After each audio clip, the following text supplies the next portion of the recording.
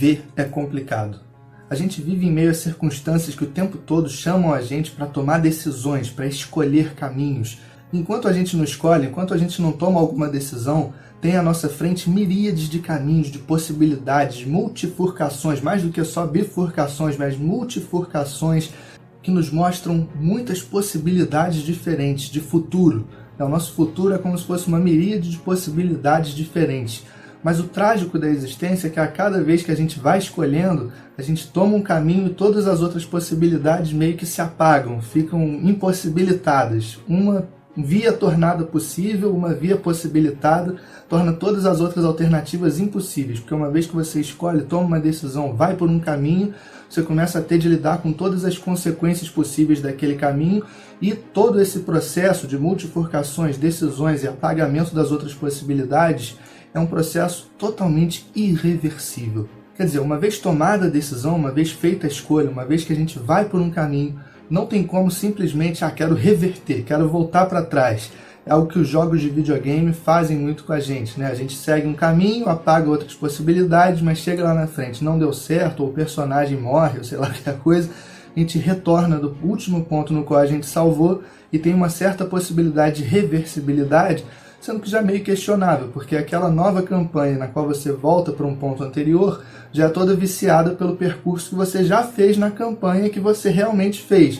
Então, se você foi por um caminho que deu errado, provavelmente na nova campanha, do ponto que você salvou, você vai por um outro caminho que você ainda não explorou, para ver se ele vai dar certo ou se vai dar errado também. Então, o mesmo videogame é meio que uma simulação de reversibilidade, não uma reversibilidade real, mas uma simulação muito bem feita de reversibilidade. Na vida, a gente não tem nem essa possibilidade da simulação de reversibilidade.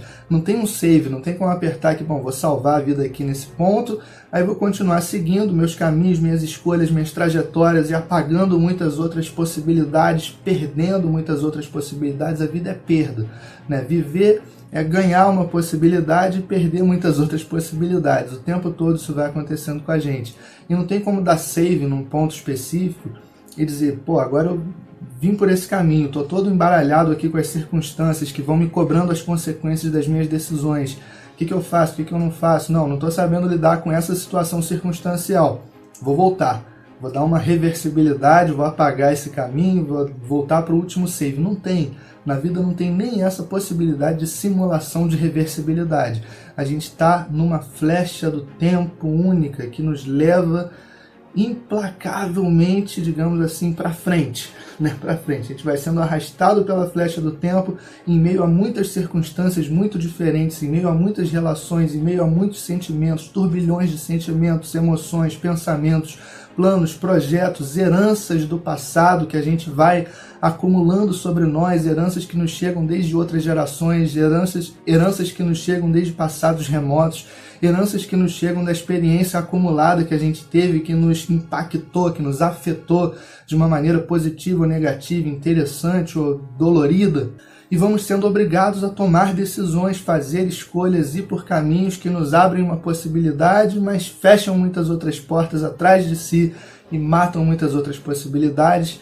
Isso é algo que a gente tem muita dificuldade de lidar, que viver, de certa forma, é ganhar possibilidades, mas a cada ganho é também perder muitas possibilidades. A perda faz parte da existência. Como lidar com essa nossa situação tão peculiar e tão difícil? Duas das respostas filosóficas mais famosas para esse dilema, para essa terrível condição quase que trágica da humanidade, são as respostas de um filósofo iluminista chamado Kant e de um filósofo quase do mesmo período que ele, que viveu, nasceu no final da vida do Kant e viveu um bom tempo a mais do que Kant, que é o Jeremy Bentham. O que diz o Kant, o Immanuel Kant? Kant diz que a gente deve agir de acordo com a razão. Mas o que significa agir de acordo com a razão? Agir de acordo com a razão, se a razão é o que há de mais essencial conosco quanto seres racionais, e não apenas conosco individualmente, mas com a totalidade dos seres racionais. E aí diz o Kant, ora, a natureza não faz nada em vão. Se a natureza criou a razão é porque ela tem um propósito, uma finalidade para a razão. Qual é a finalidade do agir racional? Qual é a finalidade da razão? O que nós devemos fazer para agir em conformidade com a nossa essência, que é ser um ser racional? Eles, a gente, mais uma vez, numa situação trágica, não podemos saber. Nós não podemos saber quais são os desígnios da razão. Por quê? Porque a razão se aplica a uma totalidade de seres racionais aqui no planeta que a gente conheça, é a humanidade, mas mesmo assim, em termos de história da humanidade, a humanidade é muito grande, tem uma história muito grande, tem muitas pessoas que são racionais. Como é que eu vou entender o projeto da razão para tantas pessoas ao longo de tanto tempo, se eu sou só uma pessoa restrita aqui aos limites estreitos de uma única vida humana, que em relação à totalidade da história humana dura muito pouco, dura um átimo de segundo. A vida de uma única pessoa humana, a minha vida, dura um átimo de segundo em relação à totalidade da história da humanidade. Então eu estou limitado nas minhas possibilidades de conhecimento para saber o que eu verdadeiramente devo fazer. Mas o Kant diz, tem como bolar uma estratégia ainda mental, racional, para a gente burlar essa nossa ignorância em relação aos desígnios da razão. Eu não posso saber qual é o propósito de um ser racional, qual é o propósito da racionalidade como um todo, mas eu posso agir ou tentar agir a cada vez como se eu soubesse qual é o propósito da razão para nós. E como que eu faço isso? Tentando agir a cada vez como se minha ação tivesse um sentido universal, como se minha ação não tivesse restrita a objetivos da minha própria vida. Então Kant diz, as ações para serem verdadeiramente racionais e, portanto, verdadeiramente morais, as únicas ações verdadeiramente morais para nós são aquelas em conformidade com o propósito da nossa vida enquanto seres racionais. Então as únicas ações verdadeiramente morais, até porque os únicos seres que são verdadeiramente morais são os seres racionais. Nós só somos considerados morais porque somos considerados seres dotados de uma razão que consegue dirigir racionalmente a nossa vontade em direção a objetivos morais. O Kant diria, os demais animais eles agem de acordo unicamente com o instinto, com as suas próprias inclinações de momento e de programação biológica. A gente não. A gente, além dos instintos e da programação biológica, tem um negócio que brotou na gente, ou que a natureza implantou na gente, que é essa tal da razão, que é capaz de direcionar nossa vontade em direção a objetivos morais. Portanto, o agir verdadeiramente moral, para o Kant, é o agir verdadeiramente em conformidade com a razão. Mas como eu disse, a gente está numa situação terrível, porque a gente está restrito aos limites estreitos de uma única vida humana, cheia de desejos e inclinações particulares e pessoais. Não temos como ter uma noção da totalidade da espécie racional no planeta, não temos como saber o que significa a totalidade da racionalidade no planeta. Portanto, não sabemos realmente o que devemos fazer, como devemos agir. Mas, como eu disse, o Kant diz, mas tem uma maneira de burlar essa nossa ignorância que é agir como se nós conhecêssemos os desígnios universais da razão. Uma ação para ser verdadeiramente racional, diz o Kant, deve se aplicar não só à minha própria vida particular, não só às minhas inclinações e desejos particulares. Uma ação para ser verdadeiramente racional e, portanto, verdadeiramente moral, deve corresponder aos desígnios, aos propósitos, aos objetivos universalmente válidos da razão. Universalmente válidos no sentido de que se aplicam esses objetivos, esses propósitos, esses desígnios à totalidade dos seres racionais. Restritos à Terra, à totalidade da humanidade, e se houver vida racional em outros planetas, há vida racional em outros planetas também. Universalmente válidos quer dizer isso, que se aplica a todos os seres racionais igualmente. Então ele diz, tem uma estratégia, tem um artifício para a gente agir de acordo com os desígnios da razão e se aproximar o máximo possível disso. E ele diz, a cada vez você se perguntar, será que eu vou agir como se minha ação tivesse um valor e um sentido universal? Ou eu estou agindo de acordo com vontades, desejos, instintos, interesses mesquinhos, particulares de momento? Então ele diz, existe uma coisa que é assim, a lei moral. A lei moral gera um imperativo em mim, um imperativo moral, que diz o seguinte, age de acordo que sua ação possa se converter numa lei universal. Age como se sua ação pudesse se converter numa lei universal. Isso é um artifício mental, racional, para que a gente possa agir como se conhecesse os propósitos e os objetivos universais da razão. Porque a cada vez antes de agir a gente se pergunta, será que se eu fizer isso, isso se tornar uma lei universal, vai ser bom para a humanidade ou ruim para a humanidade como um todo? Então vamos supor um exemplo, você está num ônibus do lado de um senhor, ele está mexendo no iPhone 35 dele, ele dorme e deixa o iPhone cair em cima da sua perna. Se você levantar, pegar o iPhone 35 dele e for embora, ele nunca vai nem perceber. Você vai satisfazer um desejo seu de ter um iPhone 35, você que só tem um iPhone 34, e aquele senhor não vai nem saber, não vai denunciar, não vai ter consequência nenhuma. Mas aí você pensa, antes de fazer essa ação, será que se as pessoas pegarem as coisas das outras, né, o roubo de uma certa forma, se converter numa lei universal, ou seja, universalmente válido, que todo mundo pode roubar de todo mundo e tal, será que isso vai contribuir para o progresso da humanidade ou vai atrapalhar o progresso da humanidade? Será que isso vai tornar melhor a convivência humana ou pior a convivência humana? E aí você saca, não, pô, se eu pegar esse iPhone 35 e isso pudesse se converter numa lei universal, todo mundo ia poder pegar tudo de todo mundo e a gente não ia ter mais o mínimo de paz, segurança e estabilidade para viver numa convivência humana minimamente tranquila. Então, isso não pode se converter em lei universal, portanto eu não posso fazer. Mas aí tem problemas muito sérios. Um dos exemplos que o Kant usa é extremamente cruel. Ele diz assim, imagina que você esteja escondendo na sua casa uma família, com crianças inclusive, que estão sendo perseguidas injustamente por um Estado autoritário e tirânico. Então tem um ditador sanguinário, autoritário, tirânico, perseguindo uma família sem razão nenhuma. Você acolhe essa família na sua casa, esconde essa família na sua casa, eis que um dia um guarda, um policial desse regime autoritário, bate na sua porta, você abre e ele te pergunta, você está escondendo uma família do governo? Que ele ouviu falar isso, ele te pergunta. Aí o Kant diz, o que você tem que pensar? Será que se eu mentir para o guarda, a mentira pode se converter numa lei universal? Se eu disser que não, não estou escondendo uma família, eu estou mentindo. Mas aí ele diz, a gente tem que pensar, age como se sua ação pudesse se converter numa lei universal. Aí você tem que pensar, será que a mentira pode se converter numa lei universal? Então todo mundo vai mentir para todo mundo o tempo todo? Isso vai contribuir ou não para o desenvolvimento humano, para a melhoria da convivência humana? E ele diz, não, a mentira não pode se tornar uma lei universal. Logo você tem o dever de entregar aquela família ao guarda, aquela família que está sendo perseguida por um regime autoritário e violento, ao guarda. Porque a mentira não pode se converter numa lei universal, diz o Kant.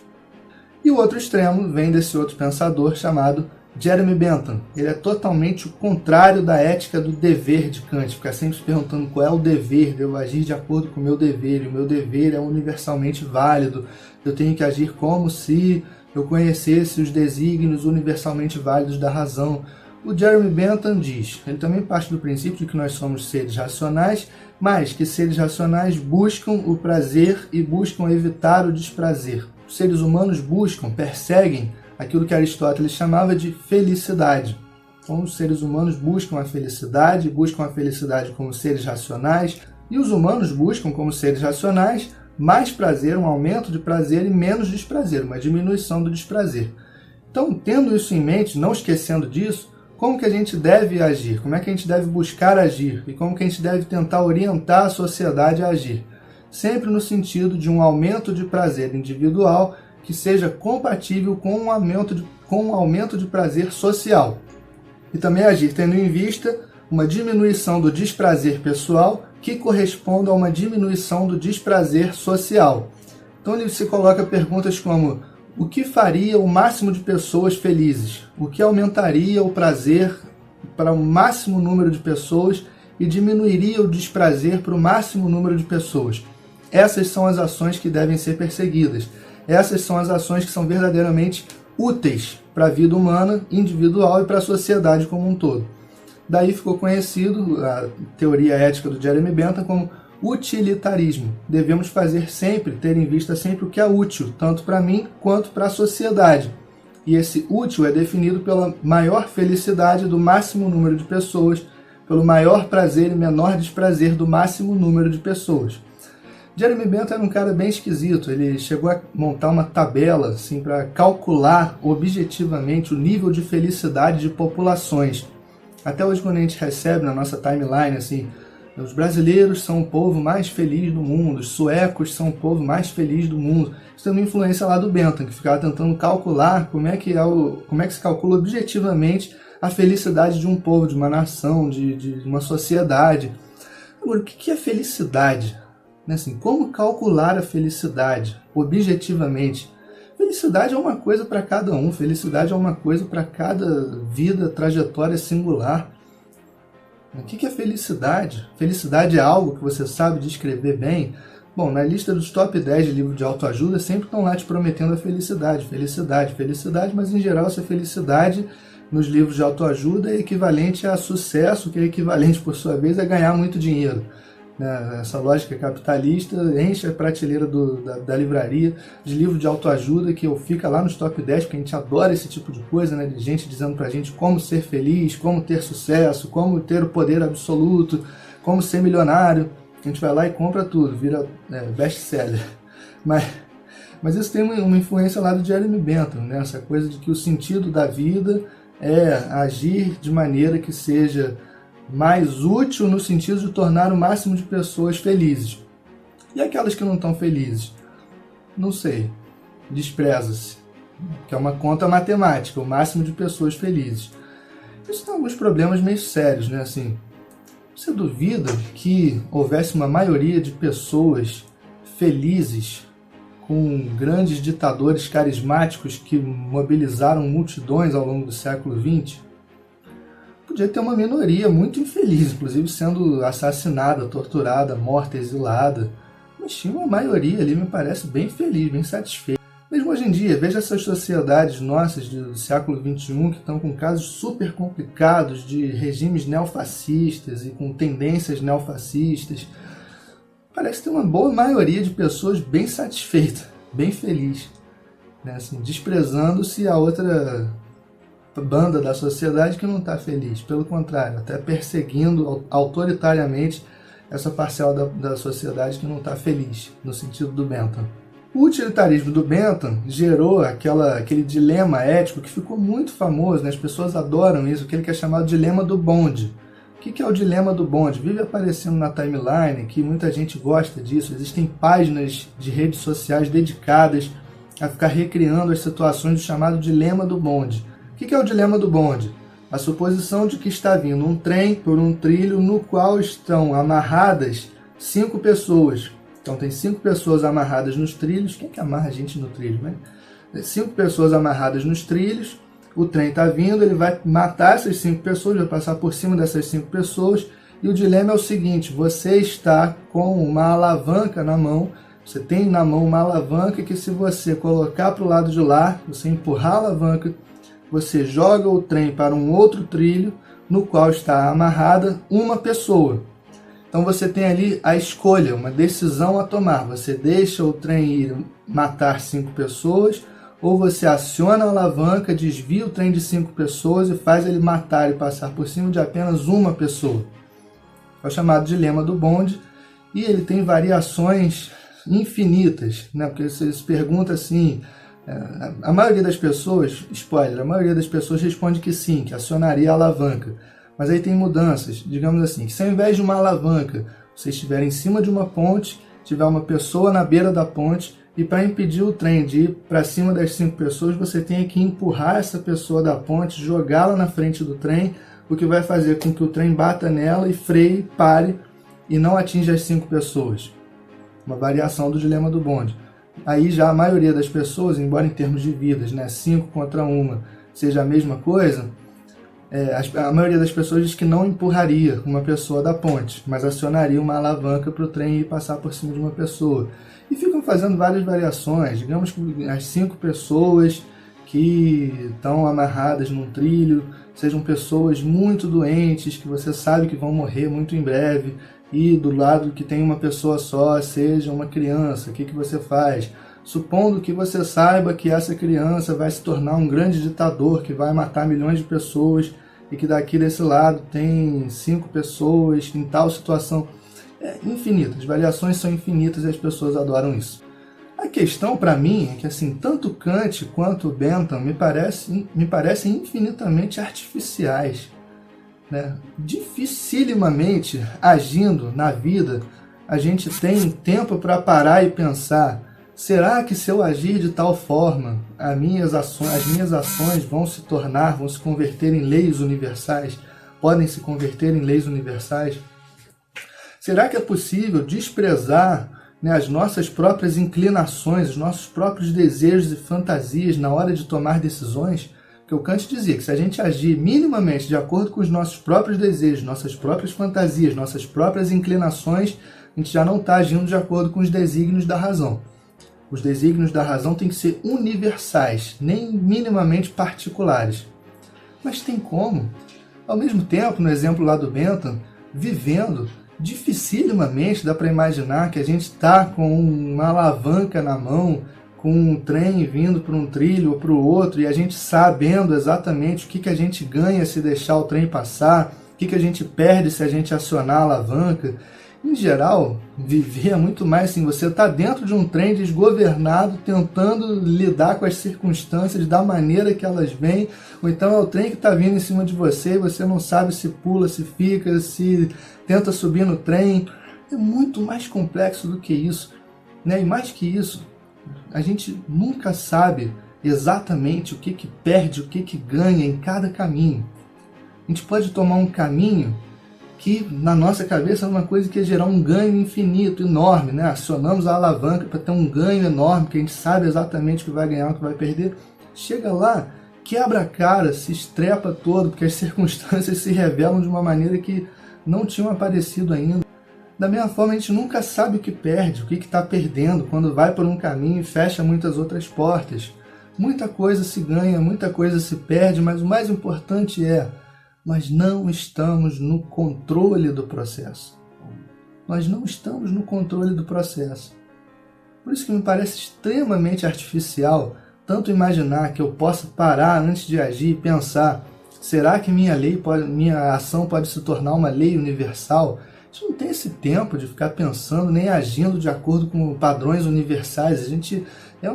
Nós somos seres movidos a desejo, né? Desejos e fantasias que ficam buscando unicamente prazer, satisfação, gozo, né, para si próprios, de uma maneira que nós não estamos no controle do processo. A gente vai muito mais respondendo aos nossos próprios desejos e fantasias, respondendo às circunstâncias da realidade, respondendo às exigências e projeções das relações nas quais a gente está inserido.